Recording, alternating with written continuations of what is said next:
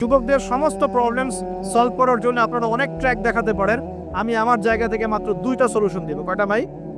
এই 2টার উপর আমল করেন, 40 দিন আমল করবে। কয়দিন? প্রেসক্রিপশন করছি, মাত্র 40 দিন। যদি 40 দিন আমল করার পরে যুব সমাজ এখান থেকে বের না হতে পারে, তারপরে আমার সাথে যোগাযোগ করেন, আমার কথা বলেন যে ভাই আপনার কথা কাজ হয় নাই, এটা বলে দেখেন। লক্ষ লক্ষ যুবকের জীবন এভাবে চেঞ্জ হয়েছে, লক্ষ লক্ষ, একটা দুইটা না। ইনশাল্লাহ আপনারটাও হবে। লক্ষ লক্ষ যুবকের জীবন পরিবর্তন হয়েছে এবং এমন এমন জায়গায় গিয়ে এই কথাগুলো পড়ছে, আমিও জানি না কোথায় গিয়ে কথাগুলো পড়ছে। আমি জাস্ট 2টা সলিউশন বলবো, অনেক বেশি কথা বলবো না। প্রিয় যুবক ভাই, আপনার সলিউশন এই বেকারত্ব, মাদক, মেয়ের প্রতি আসক্তি, হতাশা, চাকরি না পাওয়া, এই যে ব্যাপারগুলো, পারিবারিক চাপ, তারপরে আপনি মাঝে মাঝে হয়তো একটু এগ্রেসিভলি একটু গুন্ডাগার্দি করছেন, নাউজুবিল্লাহ, এই যে প্রবলেমসগুলা, এগুলো সলভ আপনাকে 2টো জিনিস করবে। এক, আপনি জাস্ট 5টা ওয়াক্ত নামাজ জামাতে পড়ার চেষ্টা করেন।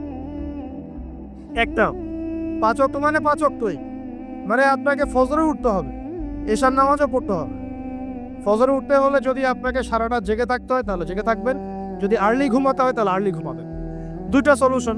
মানে এখন তো অনেকেই রাত চলে যায় 3টা, 3:30, 4টা পর্যন্ত জেগে থাকে, কারণ এখন তো দিন রাত হয়ে গেছে, রাত দিন হয়ে গেছে, তাই না? এটা ক্ষেত্র বিশেষে জায়েজ হতে পারে, কিন্তু সবসময় এটা করা যাবে না।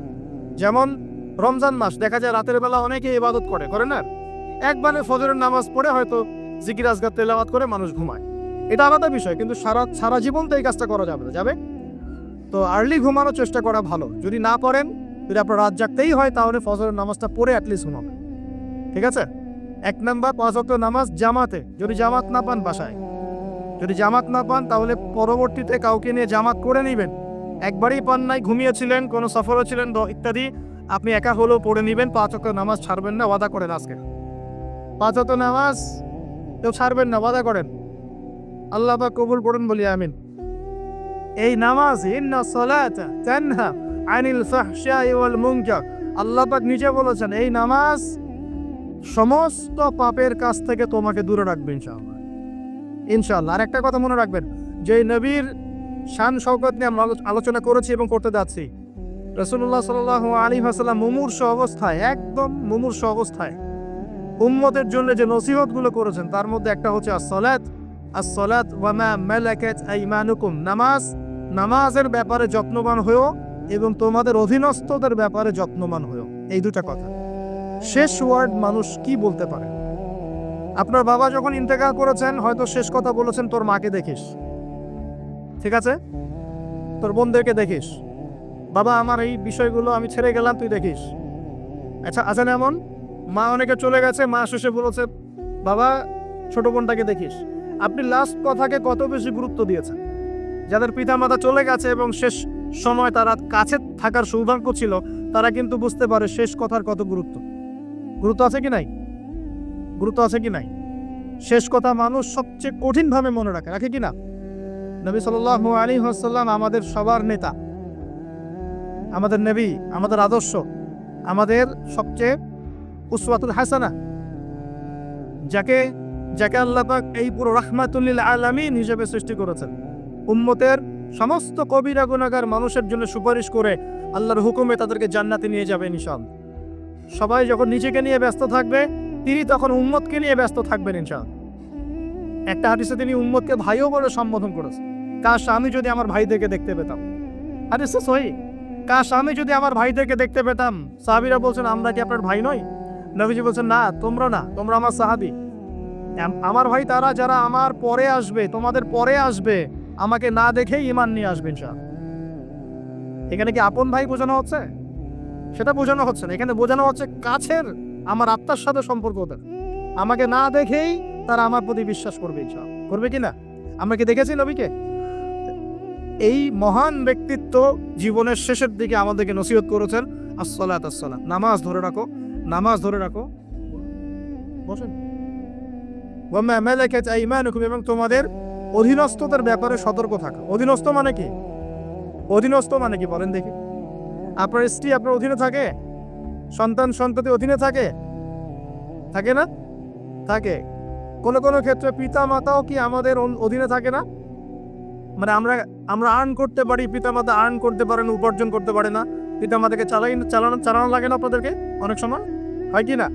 অধীনস্থ মানে আপনার আন্ডারে যে মানুষরা আছে এই মানুষদের ব্যাপারে, তাদের হকের ব্যাপারে সতর্ক থাকবে। কে বলেছেন এটা? আচ্ছা, এখান থেকে নামাজের গুরুত্ব বুঝতে পারলাম কি? যুব সমাজের সলিউশন 1 নাম্বার, 5 ওয়াক্ত নামাজ জামাতে পড়ার চেষ্টা করবেন, আল্লাহ পাক তৌফিক এনায়েত করুন বলে আমি। 2 নাম্বারটা হচ্ছে, আমার সামনে একটা কিতাব আছে, কিতাবটার নাম কি? সবাই পড়তে জানি ইনশাআল্লাহ? কারা কারা পড়তে জানেন না অনেস্টলি হাত তুলেন দেখুন। জানেন না? আপনারাই জানেন না? আচ্ছা ঠিক আছে, বসেন, শরমের কিছু নাই। যারা জানেন না ওয়াদা করেন যে আগামী রমজান মাসে, এই রমজান মাসের মধ্যেই কোরআন তিলাওয়াত করা শিখবো ইনশাআল্লাহ। বাঙালি একটা আবেগী জাতি। ওই যে বলি ইস্যু পাগল মাঝে মাঝে ট্রল করে আর মাঝে মাঝে আবেগে ভাসে। আমাকে বলেন দেখি, আল কোরআনের আলো ঘরে ঘরে জ্বালো, এই স্লোগান তুললেই বাংলার জমিনে একদম ইসলাম কায়েম হয়ে যাবে? কখন ইসলাম কায়েম হবে? যখন আল কোরআনের আলো ঘরে ঘরে জ্বলবে। কখন? যখন প্রত্যেকটা ঘরে ঘরে একটা করে কোরআনওয়ালা মানুষ থাকবে। প্রত্যেক ঘরে ঘরে কি একটা করে হাফেজ আছে? তৈরি করার চ্যালেঞ্জ গ্রহণ করতে হবে। বাংলার প্রতি ঘরে ঘরে একটা করে হাফেজ তৈরি হবে ইনশাআল্লাহ। এটা করলে কি আপনাকে সরকার বাধা দিবে? আপনার নিয়াত করে যদি আপনি সন্তানকে হাফেজ বানান, কেউ বাধা দিবে? কেউ চাপ দিবে? আমরা তো চতুর মুসলিম। কেমন চতুর মুসলিম? আমরা আমাদের সন্তানদের মধ্যে যারা বেশি ট্যালেন্টেড ওদেরকে দিব আগে জেনারেল লাইনে, আর যার একটু মাথা কম তাকে আমরা পাঠাই দিই মাদ্রাসায়, পাঠাই দিই যে আবাসিকে রেখে দিই, থাকতো এখানে, ওকে এখানে পিটাই সোজা করুন। আপনাদের কি মনে হয় যে কোরআন সুন্নাহর জ্ঞানটা অর্জন করার জন্য মাথায় হিলুর দরকার নাই? এমনটা মনে হয়? কোরআন এবং সুন্নাহর জ্ঞান অর্জন করতে সবচেয়ে বেশি প্রজ্ঞা লাগে, সবচেয়ে বেশি মাথা কাটাতে হয়, সবচেয়ে ট্যালেন্টেড ছেলেটাকে দেওয়া লাগতো কোরআন। আমরা উল্টা চলি। এই কারণে দেখা যায় যে কোরআন সুন্নাহ হাতে নিয়েও আমরা এখন ওয়ার্ল্ড অ্যাফেয়ার্সকে ডিল করতে পারছি না, আমরা ওয়ার্ল্ডকে চ্যালেঞ্জ করতে পারছি না। কেন? আল্লাহ রাব্বুল আলামিন আমাদের সবাইকে কোরআন শেখার তৌফিক দান করুন। আল কোরআনের আলো ঘরে ঘরে জ্বলবে তখনই যখন ইনশাআল্লাহ তাআলা আপনাদের প্রত্যেকের ঘরে একটা করে কোরআনওয়ালা মানুষ তৈরি হবে ইনশাআল্লাহ। পারা যাবে তো ইনশাআল্লাহ? নাকি কোরআন সুন্নাহ খালি আলেম ওলামাদের চর্চা করেই হবে? আপনাদের পড়ারও দরকার নাই, জানারও দরকার নাই, বোঝারও দরকার নাই। এখনটা ব্যাপারটা কেমন? কোরআন কি শুধু আল্লাহ পাক আলেমদের জন্য পাঠিয়েছে, নাকি শুধু মুসলিমদের জন্য পাঠিয়েছে, না পুরো মানব জাতির জন্য? পুরো মানব জাতির জন্য আল্লাহ কোরআন পাঠিয়েছে। ওয়াদা করা যাবে ইনশাআল্লাহ যুব সমাজ? ইনশাআল্লাহ আমরা কোরআন তেলাওয়াত তো শিখবই, অর্থ বুঝবো ইনশাআল্লাহ। রাজি আছি ইনশাআল্লাহ? এই রমজান মাসে আল কোরআন 1 খতম দিবেন ইনশাআল্লাহ। প্রত্যেকদিন 1 পারা করে তেলাওয়াত করার চেষ্টা করবেন, আল্লাহ তৌফিক দান করুন। আর যারা আমরা তেলাওয়াত করতে পারি আমরা চেষ্টা করব আলিফ লাম মিম থেকে একদম মিনাল জিন্নাতি ওয়ান নাস পর্যন্ত অর্থ সহ পড়ার জন্য। পারবো তো ইনশাআল্লাহ? আল্লাহ তৌফিক দান করুন বলি আমিন। যেটা বলছিলাম, আইয়ামে জাহিলিয়াতে এই প্রবলেমসগুলো ছিল, আপনাকে আমি আস্তে আস্তে এখন মেরাজের দিকে নিয়ে যাচ্ছি। আইয়ামে জাহিলিয়াতে প্রবলেমস কি বললাম? 1 নাম্বার কি ছিল ভাই? শিরকের পাপ। 2 নাম্বার বলেন আমার সাথে, রিবা মানে সুদ। 3 নাম্বার মাদক, যেটা আমাদের সমাজে আছে কি নাই? 4 নাম্বার হচ্ছে মেয়েদের অবমাননা। মেয়ে নারী জাতিকে সেখানে খুব একটা মূল্যায়ন করা হতো না। আপনাদের কি মনে হয় এখন খুব মূল্যায়ন করা হয়? হ্যাঁ, এখন খুব মূল্যায়ন করা হয় না? এখন মূল্যায়ন করা হয় ঠিকই, কিন্তু তাদের দেহটাকে কিসে মূল্যায়ন করা হয়? এই দেহটাকেই মূল্যায়ন করা হয়, তাদের ডিগনিটি, তাদের সম্মানকে মূল্যায়ন করা হচ্ছে না। আমরা কত বড় ভণ্ড দেখবেন, নারী অধিকারের কথা বলি কিন্তু পতিতালয়গুলোকে বন্ধ করি না। আমরা যদি সত্যি তাদেরকে ভালোবেসে থাকি, তারা যদি আমাদের সমাজের অংশ হয়, আমাদেরই কারো মা, কারো বোন, কারো আত্মীয় হয়ে থাকে, তাহলে আমরা কি আমাদের অর্থ দিয়ে তাদেরকে কর্মসংস্থানের ব্যবস্থা করে দিতে পারতাম না? কয়জন এই কাজটা করেছে? কয়জন এই কাজটা করেছে বা করার হিম্মত দেখাচ্ছে? ওদেরকে রেখেও দিবে, তাদেরকে ভোগও করবে, করে আবার ওদের অধিকারের আন্দোলনও করবে। কত বড় ভণ্ড জাতি চিন্তা করবে।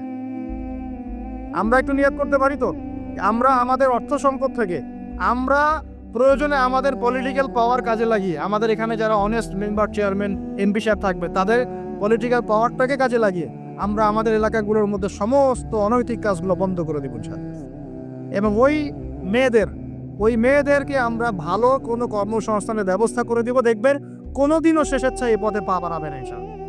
কোনো মেয়ের কি এই কাজ করতে ভালো লাগে আপনার মনে হয়? কোনো মেয়ে চায় না যে সম্মান বিক্রি করে খেতে হোক, হয়তো পেটের দায়ে বা সামাজিক অন্ধকার জগতে পা বাড়িয়ে দালালের খপ্পরে পড়ে, বা এই যে নারী লিপ্সু কিছু পুরুষ মানুষের খপ্পরে পড়ে এই পথে চলে গেছে।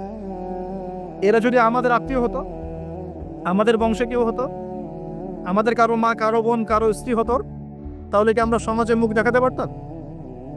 আমরা কি পশ্চিমারা হয়ে গেলাম নাকি? পশ্চিমাদের সমাজে এগুলো জায়েজ। পশ্চিমা সমাজে একটা ছেলে বিয়ের আগে 15-20টা মেয়ের সাথে সেক্স করে,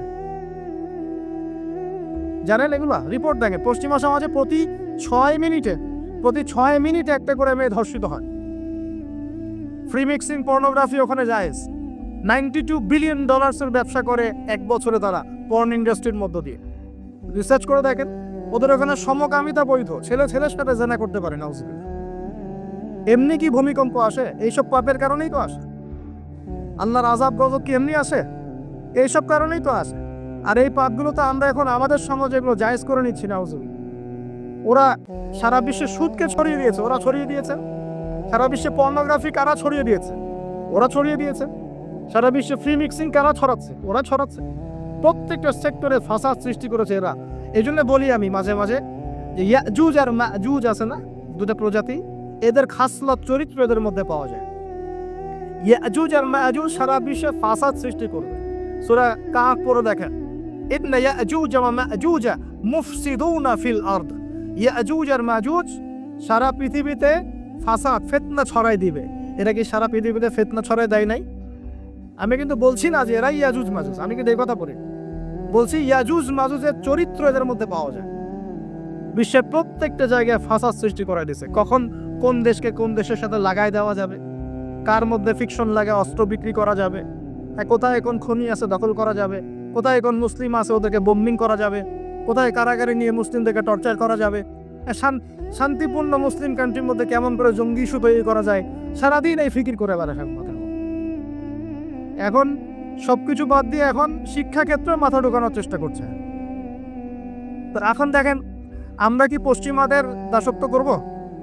আমাদের সামনে কোরআন সুন্নাহ নাই। আমরা যদি আমাদের মেধা, আমাদের ঐক্য, আমাদের সম্পদকে কাজে লাগাতে পারি, ওরা আমাদের দাসত্ব করবে ইনশাআল্লাহ। আপনাদের কি মনে হয় এগুলো শুধু স্লোগান দিচ্ছে? 1150 বছর, 1200 বছর এই বিশ্বটাকে মুসলিমরা শাসন করেছে।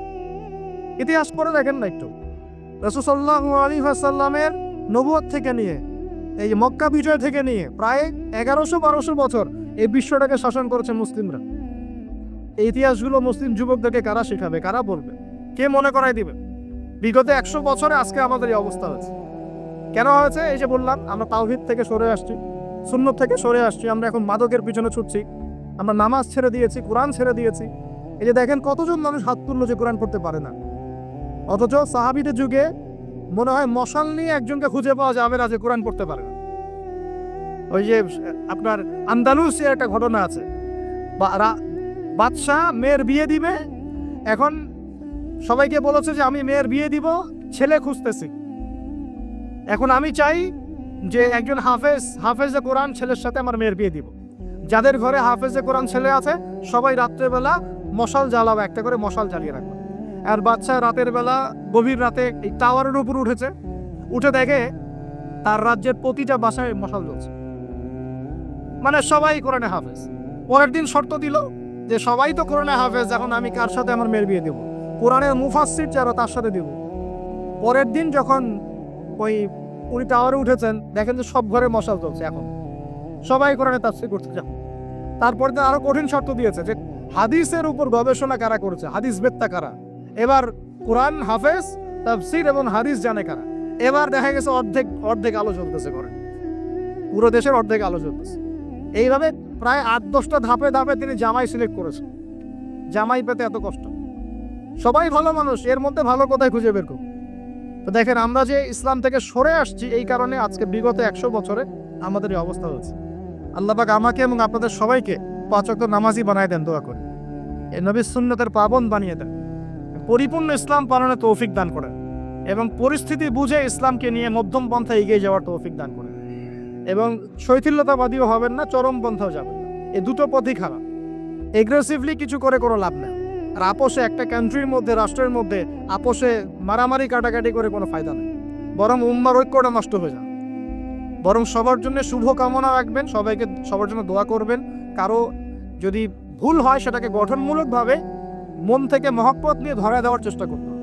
আল্লাহ রাব্বুল আলামিন আমাদের সবার মধ্যে ঐক্য দান করুন বলি আমিন। এইরকম সমস্যায় জর্জরিত সমাজে চারটা আরেকটা প্রবলেম ছিল গোত্রীয় হানাহানি। পাঁচটা প্রবলেম হচ্ছে: 1 শিরক, 2 নাম্বার মাদক, 3 নাম্বার সুদ, 4 নাম্বার মেয়েদের অবমাননা, আর 5 নাম্বার হচ্ছে আপনার গোত্রীয় হানাহানি, মানে মারামারি কাটাকাটি করতো তারা। এই প্রবলেমসগুলো কি এখনকার যুগে নাই? এখনকার বিশ্বে নাই? আচ্ছা, এরকম একটা সমাজে আমাদের নবীকে আল্লাহ পাক নবী করে পাঠালেন, বলেন সুবহানাল্লাহ। এখন ওই সমাজে থেকেও কি নবীজি পাপের সাথে যুক্ত হয়েছিলেন? তিনি এইরকম পাপে নিমজ্জিত সমাজে থেকেও কোনো পাপের সাথে যুক্ত হন নাই। এবার নবী সাল্লাল্লাহু আলাইহি ওয়াসাল্লাম প্রথম ওহী প্রাপ্ত হলেন সূরা আলাকের প্রথম 5টা আয়াত। আল্লাহ পাক বলছেন, ইকরা বিসমি রাব্বিকাল্লাযী খালাক, পড়ুন আপনার রবের নামে যিনি আপনাকে সৃষ্টি করেছেন। নবীজি ওহী প্রাপ্ত হয়ে বাসায় ফিরে আসলেন। বাসায় এসে খাদিজা রাদিয়াল্লাহু আনহাকে বললেন, এই ঘটনা ঘটেছে, গুহার মধ্যে ফেরেশতা একজন এসেছিলেন, আমাকে জোরে চিপে ধরেছেন, ছেড়ে দিয়েছেন, ছেড়ে বলেছেন ইকরা, আপনি পড়ুন। আমি বলেছি মা আনা বিকারি, আমি তো পড়তে জানি না।